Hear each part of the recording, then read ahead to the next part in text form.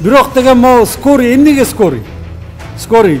Биз эмне штраф төлөшүбүз керек? Бирөөнүн өмүрүн сактап. Алсын да. Айыпты алсын, такыр жойсун скорыйда. 80% кысары менен кайра 23-жылга миллион. Кайра миллион келип атпайбы? Бир эле вызовдо 20 миң жөнөтүп түшөт.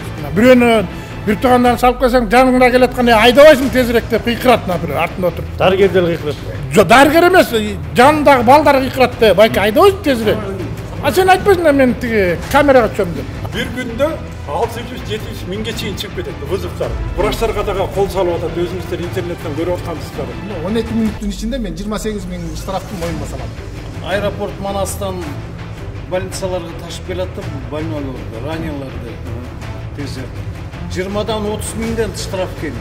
Баткен окуяларынан именно аэропорт Манас. Крайний эле биз болуп калатабыз. Жогорку кеңешке уже бесполезно айтып. Бизге не проблемалары бар алар. Полностью арест кылып койсун скорый помощь. Анан бул скорый помощь эмес, мертвый помощь болуп калсын. Мындай барбы ушу дүйнөдө? Скорый менен пожаркага штраф салган. Жок да мындай тура. Эми жаңы келин көрөсө ага налог алсын. Көптүрөп койсо ага да штраф салсын. Ошентип акча тапсын.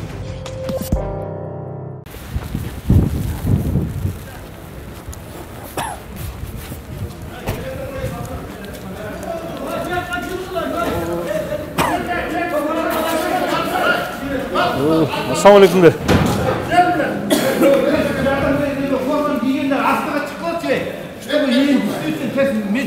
Формачандар алдыраак турсаңар көрүнүп. Мырза аке, ким баштайт? Сиз баштап бересизби? Балдан тиштан кыла, окула. Мырза аке, бияка келиңиз, бияка. Баштайбы? Азыр мен сурайбын. Болду, башта. Мырза аке, бир жума мурун, 8 күн мурун биз келип тартып кеттик эле. Анан эмне болду? Кандай жыйынтык болду? Анан эмне жаңылыктар болду? Ошону айтып берсеңиз. Мен айтып берем. Мен ушул автобазада скорыйда айдоочу болуп иштейм. Фамилиям Жээналиев мырза. Биздин эң биринчи эле көйгөйүбүз штраф болуп атат. Өткөндө келип тартып кеттиңер эле, ошол мурунку штрафтардан 80% погашение болду. Анан ал болгону менен азыр кайра эле 23-жылга миллионго жакын штраф келиптир. Баарыңыздаргабы? Баардык общий база боюнча. Анан мен бир айтарымчы, Моореки шаар деп атпайбы? Ал болсун, туура болуш керек. Бирок коопсуздук шаар деген. Бирок деген могу скорый эмнеге скорый? Скорый. Биз эмне штраф төлөшүбүз керек? Бирөөнүн өмүрүн сактап, ушу элдин өмүрүн сактап атат, ушу жырган балдардын баары. Анан эмне үчүн алар штраф төлөш керек? Бул кандай түшүнсөк болот да? Биздин Кыргызстанда мыйзам иштейби, иштебейби, теңдик болобу, болбойбу? Бул өз кызыкчылыгы үчүн жүрүшкөн жок да булар. Булар элдин кызыкчылыгы үчүн жүрөт. Ошол оорулууну больницага аман-эсен жеткизип, врачка тапшырып бериш үчүн. Анан кийин мына могу жерден дагы бир эмен айтайын. Моорекини камерага жакын тарттырып кетейинчи. Мына Моореки тартылганда биздин лобовойдон ылдый гана тартылып атат да. Өйдө жагы жок, мигалка жок. Келаткан мигалка, скорыйдын белгиси жок, көрүнбөйт мына. Монтуп тартып салат. Мына бүт ушундай мына. Келген Моореки жөнүнө мен четтин эле штрафтын четін көтөрүп чыктым. Атиякта пачкалып жатат 23-жылдыкта. Биздин кайрыларыбыз ошол. Кайра ошондо 2023-жылга миллиондой келип атабы? Моолар келип атат да баары. Анан эмне тартканда туура эмес тартып атышабы булар? Туура эмес тартылып атат. Мынакей карагалар. Ким келаткан белгисизби? Бул мына машинанын номеру турат. А үстүндө биздин скорыйдын белгиси гана, мигалка гана көрүнбөйт. Жок. Жанагы менчик машиналар тартылганда толук тартылып турат, туурабы? Менчик машиналар биздикинен бийик жанагы джиптер тартылып атат. Алар эмне үчүн полностью тартылат? Скорый эмнеге мондай тартылып калат? Жок, негизи эле талаңар ушу да, бу айыпты алсын да. Айыпты алсын, такыр жойсун скорыйдан. Мен да тиги депутаттарга да жазып кайрылык деп өткөндө айткам. Дагы эле кайрылып атабыз. Шаар депутаттарга же жалпы эле депутат? Жок. Жогорку кеңештин депутаттарына. Жанагы канчанчы 155-беренеде жазылып турат деп атабы байынкы гаишник. 514-те ошону өзгөртсө болот да депутаттарыбыз. Бир экеле строчка кошуп кетет экен ошол жерге. Ошо тез жардам унааларды. Тез жардам унааларды, өрт өчүргүчтөрдү, анан жанагы спецмашина, ГАИ милицияларды. Ошолорду бошотсун деп эле жазып койсо болот экен да. Анан мен кайрыларын дагы. УКМКнын начальник Камчыбек Ташиев Камчыбекке. Ушул киши келип бир чечип бербесе, башка эч ким чечпей калды окшойт. 80% кыскар менен кайра 23-жылга миллион. Кайра миллион келип атпайбы? Түшүнүктүү экен. Ким бар дагы? Дагы кеңиштер. Келсе, сиздер сүйлөңүздөр. Şu көйгөй боюнча айтып кетсеңиздер, могу штраф боюнча чейин байке, келин сүйлөңүз. Мен карап турам. Мен Насидинов Майрамбек, ушу тез жардам унасын айтайын. Биздин көйгөйүбүз ошол эле, могу жерки безопасный городто штрафтар келип атат. Ошолорду жоюп берсе. Мисалы келгенде биз эмне үчүн скорыйбызда бизге ар кандай вызовдор түшөт. Мисалы айтканда судороги деп түшөт, ножевое ранение, падение, ссыты деп түшөт. Жалаң тяжелый вызовторго барыбыз деген элечи ошо экенин баары. Анан ошол эркини жоюп берсе бизге, мисалы алар айтат, камерага түшөт. Биз мисалы бир эле вызовто болгон, бир вызовто эле, мисалы бул ак ордодон вызов 12ге түшсө, ошо бир вызовто эле биз канча деген камерадан өтүп атабыз. Стречкага чыгабыз. Бир чакырууга барып үчүн канча штрафка түшүп болот атасыз? Бир чакырууга барып үчүн бир эле вызовто 20 000 жөн эле түшөт. Анткени мисалы биз стречкага чыгабыз, стречка 5 000 штраф. Эме тиги кызылдан өтөсүң, ал штраф.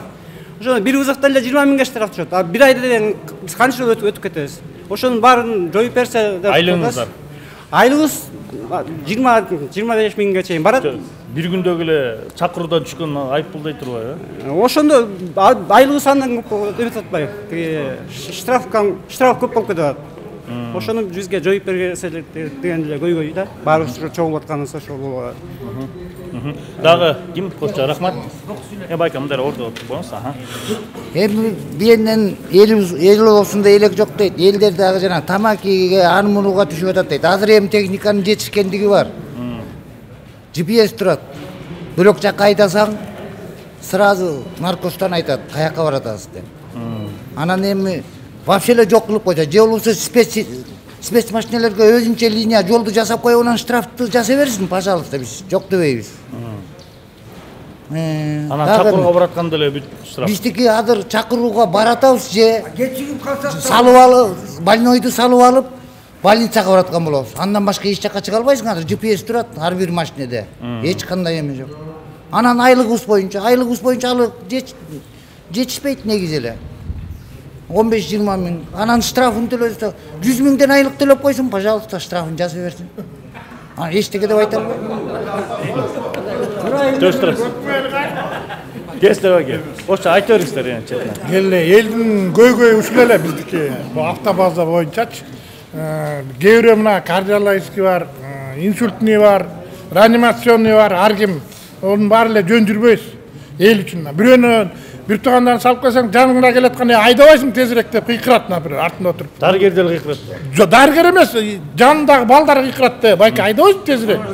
А сен айтпайсың да мен тиги камерага түшөм деп. Анан айдайсың ошого.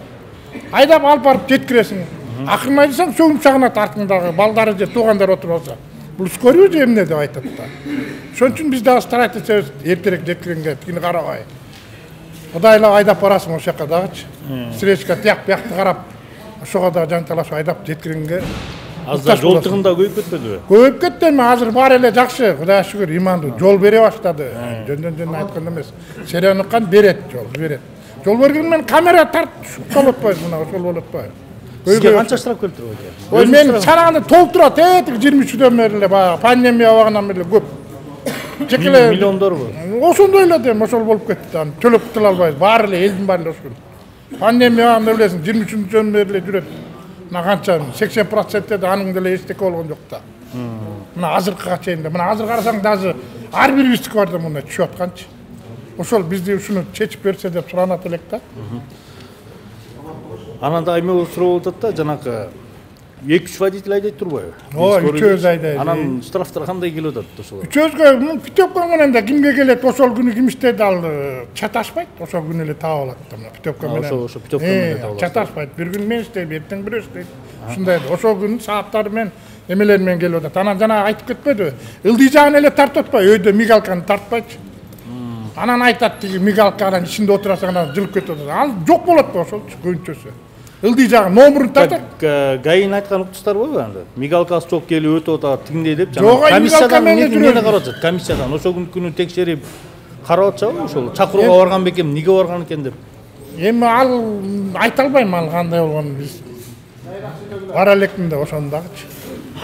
Ошону да бара электим. Кеңестер оке, муну айтыңыз. Мен Султанкул Докторбек, силердин профсоюздар комитетинин төрагасы болуп, анан биздин көйгөй жана эртеден бери айтылып атпайбы, мына коопсуздук шаары боюнча депчи. Анан мынакей менин машинама 126 миң штраф келиптир. Эми үчөөбүзгө 20 миңден болгондо дагы төлөгөндө. Ошондо 2 айлап 3 айлап иштешибиз керек экен бекер. Ошол штрафты төлөш үчүн. Ал бул канча убакытта келип атат 126 миң сом? 1 жылдын ичиндеги. 1 жылдан, 3 айдоочуга бөлгөндө ошондо 2-3 ай бекер иштешин. Бекер иштешке бере болот.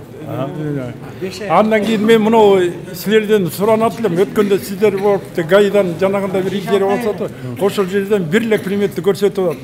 Эми сиз бир суроо берсеңиз болмок экен, макул. Бул мындай экен. Жанагы өзүнүн мигалкасы менен, сиренасы менен келип иштеп, ошол келип туруп жанагындай эмеге камерага түшкөн. Булардын акчасы кандай төлөнөт? Булар штраф төлөбү деп бир суроо болобу десем, суроо болгон жок. Анан эми муну жок, алар айтып атпайбы эме депчи, биз комиссиядан карап чечип берип атабыз дейт. Ошону алып салып атабыз деп атпайбы. Анан эми мен дагы суранарым муну ким азыр ГАИ тараптан келсе болот, мындан 7-8 ай мурун бир келген, жана Манас деген ошо сиз барган жердин начальниги. Ал айткан, мигалка менен жүрө бергиле. Только түшпөйт. Ал деген автоматически аннулировать деп. Ага деле каралган жок. Мынакей өткөндө сиз келгенде 5,5 миллион эле, азыр уже штраф 1 миллиондон ашты. Мына өткөндө 2-3 күн мурун. Сиздин машинаңызга? Жок, общий мына ол. Жалпы? Жалпы 1 миллиондон ашты. Анан ушул жана эмеден бул орган тараптан келсе мен суроо берет элем. Мына биздин мигалкалар бул эмнеге преимуществосы барбы же жокпу? Эгер мындай жок боло турган болсо, эл катары эле бул же коопсуздукка деп ойлойм мен. Муну эмне үчүн ушундай кылып чыгарган депчи. Буну жөнүндө баягы үстүндө мигалкаларын алса биз общий катары эле, эл катары эле пробкадан токтоп, светофордон токтоп кадимкидей эле жетип келет элек. Анан мына биздин жумушубуз аябай өтө татаал. Бул биздин эме скорый тармагы эң биринчи орунда турат да. Анткени бизде муну өтө өчүргүчтөр менен чечтер менен алмаштырбаш керек. Аларды мен мындай сураштырып көрсөм, 1 жылда 20-30 жол эле чыгат экен вызовка. 1 жылдабы? 1 жылда. Мен 50 чыксын. Анан биздикин ойлоп көрүңүз, бир күндө 600-700 миңге чейин чыгып кетет вызовтар. Ошонун бир мен эсептеп көрсөм, 20сы экстренный вызовтарга барса, автонаезд, же болбосо жана ножевое ранение деп коет, бизде ошондой коопсуздуктар бар. Эми ошондойго барганда бир 20 вызов эсептегенде эле 10 күндө 200 эме келип атпайбы? Бизге штраф келип атат. Анан мына биздин техника боюнча безопасность болжакта мурда деген биздин эме жазар. Мына күнүгө ГАИда жүрөт. Силер инженерби? Биздин ишибиз менен мына күнүгө Кудайдын күндүгүндө саат 9:30 барышым керек деп ушул жакта. Бир мүнөт. Эме линиядагылар чыга бербейсиңерби? Азыр деген 300 болуп жатат дейт жатачы. Линиядагылар чыга. Азыр. Биздин башка сүйлөсүн. Була биздин башка Сүйлөйүн, бакелеке. Анан муну тиги жанагы мына врачтар келип, врачтарга дагы кол салып атат. Өзүңүздөр интернеттен көрүп аткансыздар. Алар дагы эми жакшылыгын көргөн жокпу? Мынакей олтурат. Эгер ичинде бир кыйналып атса, ага кол салгандар болгон. Мынакей биздин мунан 2-3-4 жыл мурун мынакей Насыржан Майрамбек кол салуулар болгон. Сизге болбойт. Кол салуулар болгон. Эрте келбейсиңби деп деген. Муну эрте баш. Бул жигиттин эме моюндан бери көгөлө болуп больницада жатты. Эч кандай күч органдары жаксан эч кандай реакция болгон жок. Эч кандай болгон жок. Анан бул жакта балдар айтып кеткенде биз бул депутаттар деле, управление деле, Минздрав деле, мэрия деле чечпейт окшойт. Муну только эле 2 адам чечет окшойт. Ташиев менен урматтуу президентибиз Садыр Жапарович. Кайрылгансыңар да буга чейин деле. Жетекчилиңиз эле айтып атпайбы, кайрылганбыз. Буга кат жөнүндө эч кандай бир жыйынтык болбой жатат. Майрамбекти сабаганда. Байкени сабаганда. Эчтеке чече албай коюшкан. Анткени алды органда иштеген эме экен, бири-бирин жаап коюшкан. Мисалы мына 02 кардиологияга отуруп көрсүн. Ошо айтып аткан кишилер жанына bir sutка отуруп көрсүнчү. Ошо автонаезд дегенге барып көрсүн. Даже водитель сабак ийгенге чейин берет. Жаны кашаят алар. Биз деле түшүнөбүз аларгачы. Биз деле мигалка менен барганга эме муктаж болобуз. Мисалы биз барганда мисалы сен деле болсоң балаң үчүн күйүп, мисалы жакта эме айтасың, кол көтөргөнгө эметесиң. Баягы эле ким көрүнөт? Водитель көрүнөт. Ошону карагыла да биринчи. Менин мисалы үчүн тез жардам бөлүмүндө тез жардамда канча жылдан бери иштейбиз, таш өтө. Анан бул балдарга штраф салып койгону негизи туура эмес деп ойлойм. Балам что өзүңөр билесиңер, кишинин өмүрү келет саат эмес секунд чечип коет. Анан элестеткиле, ошол жерде деген биз затордо турсак, жакта бирөө өлүп атса, биякта бирөө жаны кыйналып атса, анан турабыз да ошол жердечи. Биз деген тез барып бүтүрүп больницага кийинип бергенде болушубуз керек да тез жардам. Андай кыйын экен, спецдорожкаларды жасап беришпейби бизгечи. Мына чоң көчөлөр турат, ошол спецдорожкаларды салып берсин. Акырын штрафты эметпей, правиланы бузбай эл катарында жүрөт элек да. Андай болбогондон кийин значит кишини эметип коюш керек да. Өкмөттө кишини тияк-биякты карап, мындай реально оптимистический варианттарды түзүп берсе болот да. Тез жардамгачы. Ошол жерден ким кыйналат? Медиктер менен водитель кыйналат.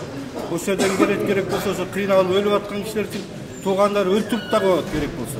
Биз негизи чындап келгенде мындайча айтканда бычактын кырында жүрөбүз. Ошону да түшүнүп, тияк-биякты карап мындай реально чечип берсе, ошол айтарым. Анан жана биз айтып аткойлу, мына жолдо аябай көп жүрөбүз депчи. Эми ошондо балдар мына ДТПга кабылганда машинаны барып станкка коет. Станкка койгондон кийин ал жактан жөн чыгарбайт экен азыр. Бардык штрафты төлөмөйүнчө чыгарбайт экен. Эми ойлоп көрүңүз, эгер меники Кудай сактасын бир ДТП болуп машинамды станкка койсо, 126 миңди мен төлөмөйүнчө станканы чыгара албайт экен. Ушул жагында ошондой учурлар болдубу? Болгон, мынакей бизден канча балдар жүрүштү. Ошо машинасын чыгарыш боюнча. Болгон, кандай? Эме. Кош жазбайт экен. Менин атым Исмаил Фуланадиевич, 2-чи бригада реанимационный. Анан биздики балдар айтканда эле полный ушунун баары биздин башыбыздан күнүгө өтүп атат, смен сайын өтөт. Автонаезд, ножевой, огнестрел, сууга түшүп кетет. Детский наездер болот, өткөндө ошол жерден наезд берди, тез интер келип калат. Жетишиң керек бир 10 мүнөттө, 15 мүнөттө. Ага жете албайсың пробка. А если ошондой камераларды койгондон кийин бизге штраф жасап турган болсоңдар, мындай закон эмне кереги бар? Мына ар бир адам болгондон ар бир адам жашагысы келет. Ар биринин баласы бар. Ошол депутаттардын да баласы бар, президенттин да баласы бар. Ар биринин башынан баарын каалабайсың, но ошонун баарын сактаганга мына врачтар менен биз эң көп ответственность бизде да. Биз эң биринчи мына шопурларда жетиш керек батыраак. Ошону өзүң ойлонуп туруп эле анан жеткенге аракет кыласың. Анан биздин машинага 122 миң сом штраф келип атат. Анткени реанимацияда постоянно биздики мына балдардын баары билет. Реанимацияда постоянно тяжелый. Ошо реанимацияда айдайсызбы? Мен реанимацияны 02-де иштейм. Күнүгө учуп кетет, сайынып кетет, мына экөө бири-бирин сайып өлтүрдү. Ошондой случайлар толтурду. Бул көйгөй түшүнүш үчүн скорыйда хотя бир күн биз менен иштеш керек да. Күнү түнү. Биз 1 мүнөт уктабай иштейбиз. Мына последнее время 1 мүнөт уктабай калдык. Бурун кичине бир жарым саат эс ала алсаңар, уйку жок. Бирөөнүн колун чакыруу көп, колун кесип алса да чакырат. Бир жерден чыйкан чыкса да чакырат. Анан ошол моменттерде бул жерде баягы чакырган кишинин дагы көп эмеси бар да, туура эмес информация берет, өлгөн атат депчи. Анан барасың, айла жок. Тест чарылганда барбадыңдар, анда кошуп кет. Тест чарылганда бардык. В любом случае, нарушать эткенге туура келет. Азыркы пробканы баарыңыздар эле билесиз, даже президент да билет, бүт баары көрүп атат пробканы. Канча эмеде. Туура келет биздин андай айдагангачы. Анан дайыр биздин азыркы жүрүп аткан машинабыз баары эски. Уже шаарга келип атат, Кыргызстанга берип атат дейт. Бирок биздин азыр мыякка чыгып тартып көрсөңүз, бүт машиналар турат. Көрдүк баягы канчасы. 2 ай болду вообще запчасть акча жок. Көп балдар өзүнүн акчасына майда чүйдөсүн өздөрү эле салып коюп атат. Азыркы mo 2 айдан берки жүрүп аткан скорыйдын көбү mo балдардын күчү менен жүрүп атат. Билинбейчи? Финансирование жок деп, жаңы жылдан жок деп койбо, жок акча азыр. Көп балдар мына 30 миңге чейин акча өздөрү булашып дейт, машинасы оңдоп атат. Боюнча жетекчилик кайрылып берет. Бүт жара билишет мына. Баары билет. Көрсөтөбүз азыр. Анын баары билет. Элдин баары билет. Машиналар азыр эң эле жаңы машинабыз, келген машина Фордтор келди 2 жыл болду. Тизилип турат, бирөө эле жүрүп атат. Российский запчасть жок. Российский Соболдорду алып келип атат, ал $60 миң алып келет, ал 2 жыл жүрөт, болбосо 1 жыл жүрөт. Ал эмнеге? Запчасть жок. Жок, ошондой сбор слабый машиналарда. Шааргыдай бул Кыргызстандын бор-бор болуп атса, башка мамлекеттердикин көрсөтүп атат, кезде скорыйларыбыз чыкыйган бокстар, чыкыйган таптаза условиясы бар. Бизде гана условия жок. Жүрүп турган машина жүрүп турган жерибиз жок. Мына территориясы база бар эле, муну еще автобуска берип сал жарым. Азыр бияктагы еще вопрос болуп турат. Эң эле көйгөй азыр биринчиден машиналар жаңыртыш керек, бардыгы. Болбосо штрафтарды жоготуш керек. Же болбосо бизге закон чыгарып берсин, скорыйлар, спецмашиналар жөн эле эл катары жүргүлө дегенчи. Мына ошонун ичинде патруль бар, МЧС бар, скорый бар, пожарка бар. Бүт баары мисалы пожарка пожар болуп атса турбайт да пожарга барат. Мына тез жардылда тезге бар. Ошондо оперативный барыш керек да. Анан оперативный жок болгондон кийин бизге зачем анын баары закондан чыгарып башкача. Туруп шашпай баргыла, элди нарушать этип койду. Анан жана балдарды айтып кетти. Мигалканы тартпайт, сиренаны тартпайт, только машина номерин тартат. Болду. Анан машина номеринен келет. Анан кайсы күнү ким иштеген?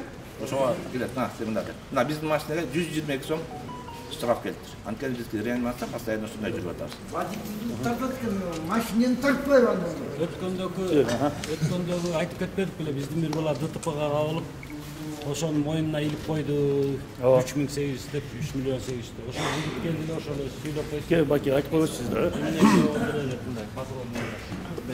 Саламатсыздар.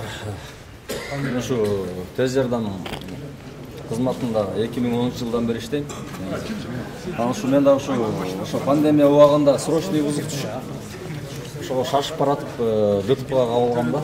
Кай жерден кабылдыңыз эле? Орозбекова, Ленинградскийден. Ошол жерден кабылып эмеге жетпей калганбыз.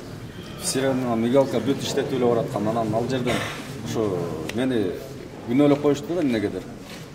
КамАЗ келип сүзгөн, жүктөлгөн КамАЗ келипчи. Аны экспертиза бүт негизи бүт мен ишенбейм да ал жакачы. Эми аны ошо боюнча да ушу учурдан колдонуп канча кыдырша ишке кайрылат элем да, ошону өзү көзөмөлүнө алып жакшылап. Териштир баары моюндан билип койду. Ооба, териштир моюнга ийилди, бирок мен өзүмдүкүн доказать эте албай койдум ал жерденчи. Эми баягы эмеси күчтүүлөр утат экен, күчтүүлөр утуп кетет экен да. Анан азырдан төлөп атасыз ошону. Ооба, азыр айлыгыман 50% кармап атышат негизичи. Анан качан төлөктү? Айлыгыңыз канча бай? Айлыгым 20 тегереги да. Анан 10 миңин штраф жарак айып пул деп кетип атат да. Ооба, 10 миңи ошо жака кетип атат. Анан негизи 3 жылдан бери кыйналып кеттим, чынын айткандачы. 2020 жыл болгон пандемия убагында. Азыр 2024 болуп кетти. Суммасы общий 3 миллион деп штраф койгон да негизи. 300 миңин баягы наличка төлө деп, аны тууган тушкандардан сураштырып, 300 миңин төлөп бердим. Анан машинанын баасын частный фирма келип туруп 2 миллион 600 миңге жакын да, ушундай баалашкан. Анан запрос берип, мэрияга запрос берип, баасын ошо баасын эметсек, биздики 1,5 миллион деп баалады да мэриячы. Анан ал 2 баа ар кандай чыгып калып атат. Анан мен негизи суранат элем ушуну машинанын деле уже азыр эмеси жылы бүтүп калды негизи айткандачы. Япониядан 2015 жылы кум помощка келген машинада. Анан ошону төлөп атам да дагы элечи. Дагы эле төлөп атасыз. Дагы эле төлөп атам айлыктар. Анан мен суранат элем, же списанияга чыгарып берсе жакшы болот эле уже. Азыр нулевой остатокко калганда анысы уже списания чыкты. ошону специально чыгарып берсе мага жеңилдик болот эле. Же болбосо президентке да кайрылат элем, Садыр Жапаровго. Өзүңүз бир көзөмөлдөп берсеңиз жакшы болот эле да негизи. Негизи 3-4 жылдан бери кыйналып кеттим. Сиз өзүнчө чакырууга бараткансыз, баары мигалка Сирияна бүт иштеп бараткан. Анан эмнегедир ошол жерден мен больницага жатып калам, больницадан кан алышат экен. Мен лобовойдон суруп чыгышат да, мен өзүм эсимде жок. Жана машинаңызды көргөнбүз, аябай. Аны больницадан кан алып, анан канымдан эмнегедир жанагындай спирт чыгарып атышат. А спирт чыгарганда бул мисалы ал жерден тергөөчү канымды 22си алат экен числодо. 25 экспертиза алып барып атат. 3 күн каякта алып жүргөнү неизвестно. Ошо боюнча сотко деле кайрылганбыз. А сот эмнегедир көңүл бурган жок да.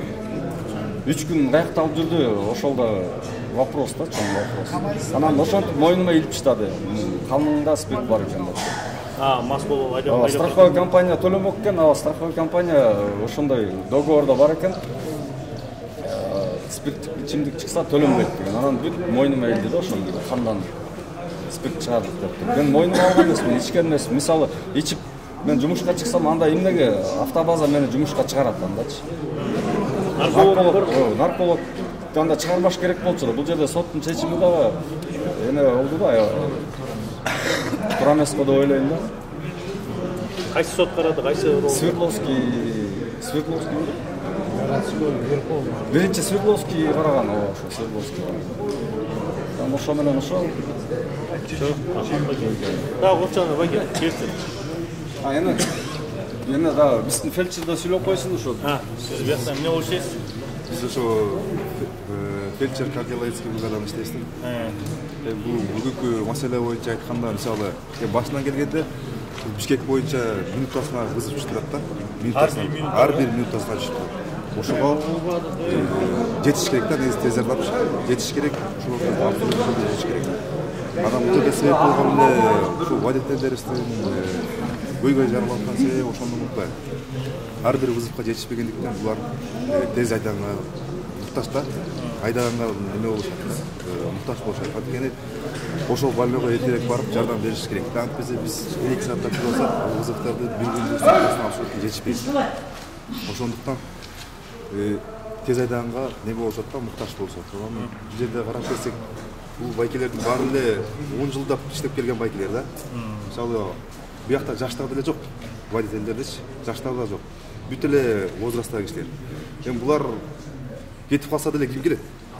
Ким кайсы 20 жаштагы бала келеби, келбейт да бuyakачы. Булар уже Бишкек айтсаң деле ошондой кетишет да. Адресин айта элек деле уже билишет да.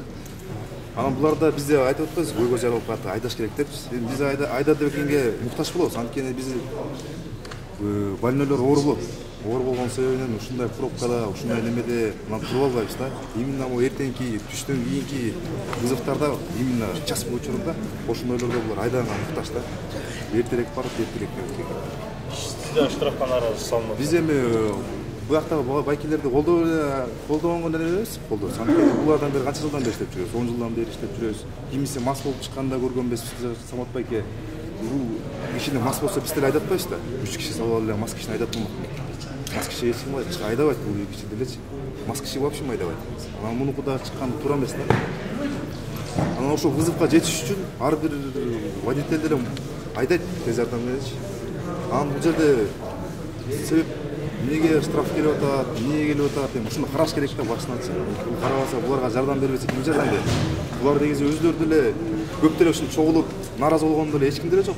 Ушу канча жылдан бери иштеп жүрөбүз, эч ким деле нааразылык айлыгына деле немесин деле макулуп берип жатат. Анан кийин туруп эле 120 миң ушундай штраф берүүгө нааразы да булар. Биз деле макулбуз, эми булардын ишин чечип берсин, ушул скорый помощько. Дарыгерлер да толугунан колдойт, э? Дарыгерлер деле толугунан, 10 жылдан бери иштеп жүрсө кантип колдобойбуз байке? Чай ичебиз бир күндө. Баарыбыз бир машина жейбиз, ооруп калсак деле барабыз. Шашпай туруңуз, бизге сөз беребиз, шашпай туруңуз. Аварияда инвалидовская чыгып кетти, канча жак. Жем ал аварияда дагы көп нерсе болду. Мисалы үчүн бул байке сүзүп алсачы. Сүзүп алса, bunun артынан караган киши жок да. А эгерде буну сүзүп алса да, бизди сүзүп алса, бирөөчү, анын артынан көп киши келет. тигинisi да келип текшерип, мунусу да келип текшерип калып. Силерди скорыйды сүзсө эч кимдин иши жок. Ал эми силер сүзүп алсаңар анда баары келет. Баары келет. Булар сүзүп алса эч ким барбайт. Баары эле водительдин мойнунда. Ал эгерде үчөөбүздөн, төртөөбүздөн авария болсо да бул кишиге деле баарын билип койгондо да сен айда дедиң болот. Анан биз айдадык деген болот. А бизге болсо туугандар деген бар. Алар дагы напрягать этет. Бул жерде кыйындан негизи бирок ошонун баарын чечиш керек. Чечиш керек, скорый помощько бериш керек. Что тез жардам менен иштегенгечи өзүнүн атын мактаган үчүн тез жардам менен иштегенге бериш керек да ошо статусу. Андан кийин эле штраф дегендер да болбойт. Эч кимдер ичип деле айдаган эмес бул жерде айтып атпайбызбы? Эртең менен келип наркология текшеришет. 7:30 келип иштешет. Мына таңкы саат 4-5 чейин. Ошол машинада рулда өнүп жатат. Мисалы үчүн булар жумушка чыкпай койсо кийин биз медиктер жетишпейт деп атабыз, машина жетишпейт деп атабыз. Булар чыкпай койсо туруп калабыз. Илейген бригада туруп калабыз. Целый бригада туруп калабыз. Машинасы жок болсо туруп калабыз. Ошон үчүн баары бири-бирине байланыштуу да. Байкелер да ошо чечип берсин, ошо үстүндөгүлөр чечип берсин. Булардан башка эч ким келбейт скорыйгачы. Мисалы үчүн мен водитель болуп барбайм. Ушул эле 5-6 кишинин өмүрүн мойнума албайм да. Эч ким келбейт да. Өзүңүздөр деле карасаңыздар, 10 жыл, 5 жылда иштеген водителдер. Жок, рахмат. Дагы кошчолордон экен. Кеңеш бересиз.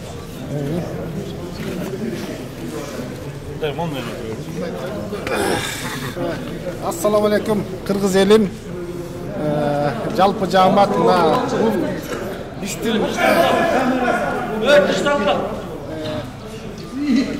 биздин кайрылуубуз биринчи эмес, мына экинчи жолу болуп атат. Рахмат, чын-чынын айткандачы. Действо болгон жок эмес, болду. Ушул убакка чейин штрафыбыз, безопасный городдун штрафы 30% жоюлуп турган. Ал эми ошондон кийинкиси, азыркы бир кайрылуудан кийинкибиз, мына өткөндө чогулганда мынча деле адам жок болчу, азыр могулардын баары эле путевка менен келип турган адамдар да, чын-чынын айткандачы. Азыр эми 80%ке келип атат. Бул жерден мына баарыбыз эле уктук да. Балдардын көйгөйүн баарыбыз уктук. Жалпы Кыргызстан укту. Биздин сураганыбыз эмне? Бир эле ушул безопасный город штрафты алып койгула деп эле суранганыбыз эле ушул. Эми мен булардын балдардын атынан, негизи эле коллективдин атынан, ишкананын атынан бир эле сөздү айткым келет да. Эми мен ойлойм, негизинен ушу жыйынтык чыгат го депчи. Качанга чейин ушу ыз-чуу болуп жүрө беребиз. Жаман жок, жакшы болуп атат, өзгөрүп атабыз. Бунун баарысы ушу урматтуу президентибиз Садыр Нуркожоевич. Андан кийинки УКМКнын төрагасы Камчыбек Ташиевич. Мына ушулардын негизинде биз жакшы жашоого келип атабыз да. Азыр бизге деген эмне керек? Бизге биринчи мыйзамдуулук. Бизге закон өйдө турат.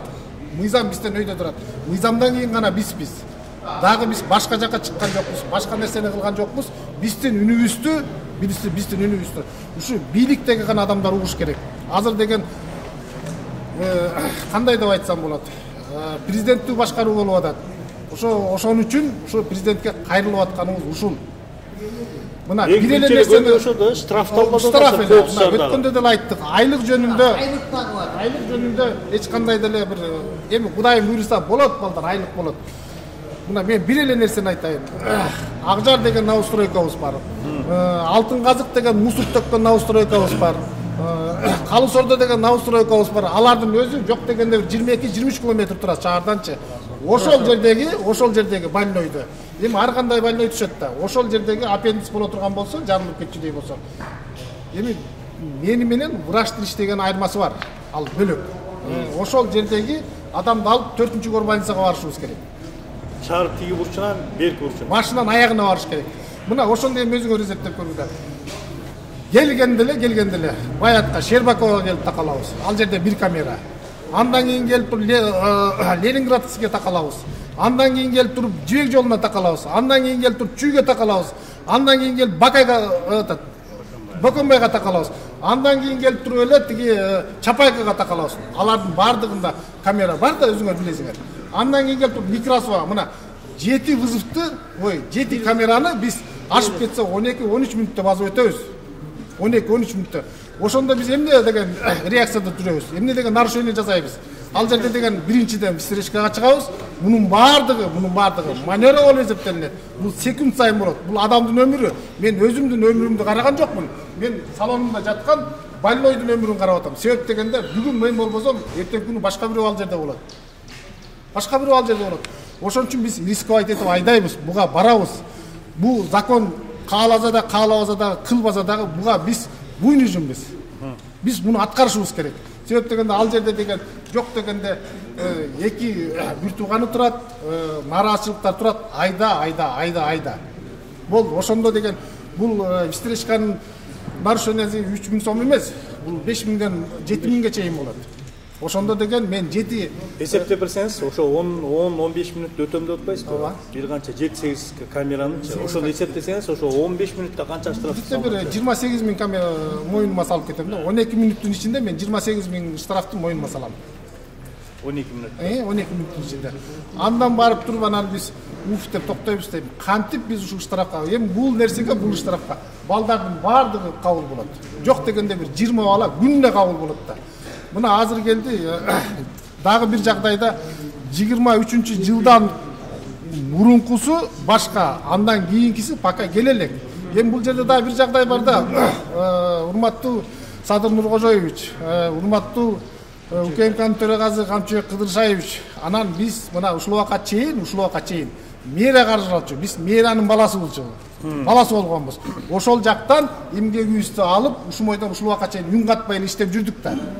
Эми мына бул базаны айтпай эле коеюн, базада аягыбыз кирете 1,5-2 гектардан жерибиз бар.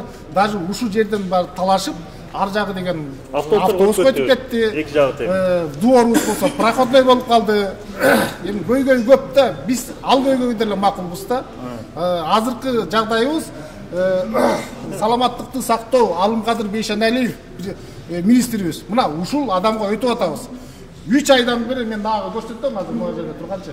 3 айдан бери мына балдардын айлыгы деле жок көптөр. Мына жерде мен чекезден айтып берсем, бир 20% частныйга кетип атат. Ушул балдарды жоготуп албайлы. Частныйга кетип атат.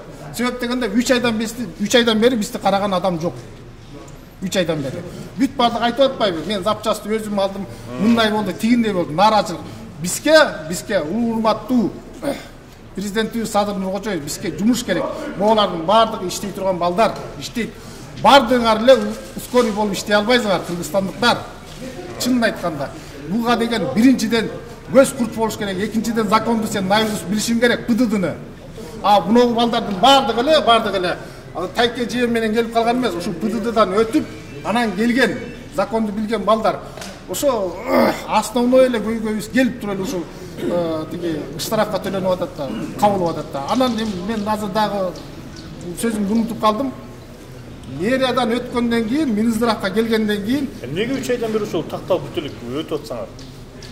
Эми аны кандай экенин билбейм, бирок бул жөнүндө иштеп аткан адамдар иштеп атат да. Эртеби кечпи мына вот азыр бизге мындай деген информация келип атат. 96 миллион силерге өттү, Кудайым буйруса, бүгүн эртең чечилет. Биздин деле мына ушул бүгүнкү собранияны биздин башчыбыз, директорубуз, зам директорубуз, бизде деген юрист бар, ошолордун баардыгы бүгүнкү собраниябызды билет. Ушуга чейинкини билген жок. Ушунун негизинде кандай өтпөй атат, аны биз билбейбиз да. Чын айткандачы, азыр бизге момундай түшүнүк пайда болуп атат да. Ушу 2023-жылга чейинки штрафты мэрия Минздравка өткөрбөй калат экен. Эгер өткөрбөй калса, ал ошол ортодо калат экен дагы, ага мэрияда жооп бербейт экен. Ага Минздравда жооп бербейт экен, ошол эшмат ташмат, мына кара көчтөрдүн баардыгы ошону төлөгөнгө туура келет экен. Булардын баардыгы эмнеге жүрүп атат? Бир эле немеси планы, Кудайдан тилегени, только пенсияга чыгып алайын эле деп жүрөт. Бир эле пенсияга чыгып алайын, койдаман, карышкырдаман жүрө берейин, иши кылса жумуш өттүн деп. Бирок баардыгы иштей турган балдар. Силер жалпы кыргызстандыктарга дагы бир кайрылып кетейин. Кечирип койгула, мен астына эле кечирим сурайм.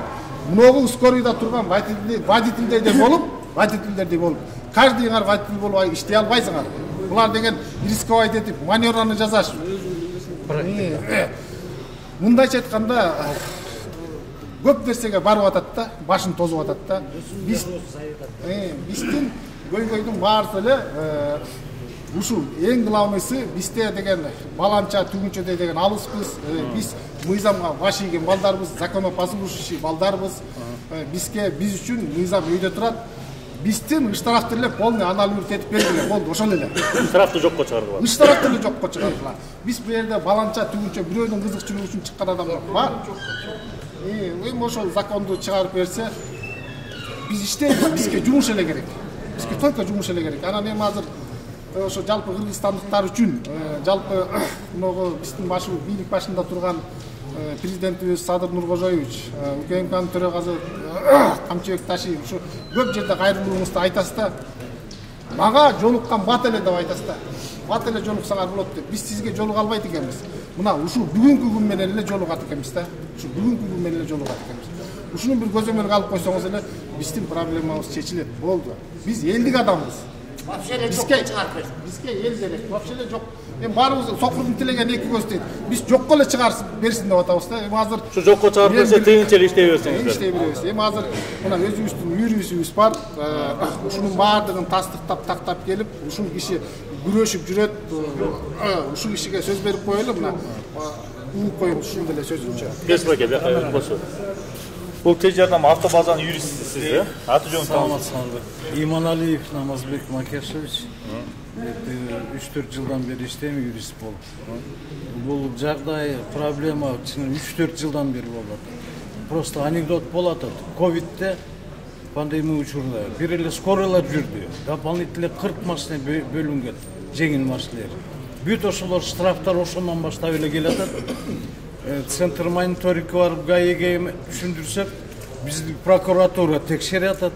Жогорку кеңешке жаздык. Жогорку кеңешке 3-4 эми фамилияларын айтпайын, 3-4 депутатка жаздык. Карап туруп эле бир сүйлөп коелу, кайра центр мониторингке жөнөтөт. А именно кодекске изменение, дополнение киргизип коюш керек. Болду. Алар болсо эмнеге тееп атпайбы? Мыйзамга тееп. Дагы бир случайды айтып берейин. Жакында былтыр мурдагы жылда Баткенский событияда, окуяларда 2-3 машина скорый аэропорт Манастан больницаларга ташып келатты, больнойлорду, раненыйларды тез жардам. 20-дан 30 миңден штраф келди. Баткен окуяларынан именно аэропорт Манас. Анан кийин сотто 2-3 ай соттошуп жүрдүк.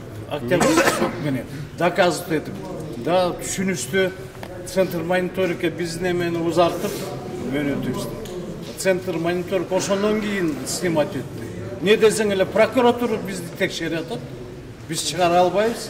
Жана мигалкалар көрүнбөй калат. Каждый случайга эми 300 штраф келсе, 600-900 барак даярдай атабыз. Карта вызова, техпаспортун, водительдин правасын бүт центр ушинтип эле жүрөсүз кагаздары менен. Мына жатат азыр 1 миллиондой болуп калды уже штрафтар. Ким төлөйт аны? А именно ДТП болуп милицияга штрафной стоянка турса, обязательно акчаны төлөмөйүнчө чыгарып атат. Андай болсо полностью эле арест кылып койсун скорый помощь. Анан бул скорый помощь эмес, мертвый помощь болуп калсын. Ошондой эме болот. Действительно наболело. Чыккалагандары туура эле. Айтарым ушул. Мен нагрузкада көп болуп кетти ой, ал биrini жоюш үчүн жанагыча документ даярдап. Центр мониторинг эмеге барып. Кармашкаңар ошо центр мониторинг борбору. Мониторинг болот. Алар болсо прокуратурага шылтат, бизди прокурор текшерип атат. Ошо прокурордун фамилиясын айт, мен прокурорго чейин барам десем айтпайт. Аргажы райондон келип текшерип атат деп. Мына крайний эле биз болуп калатабыз.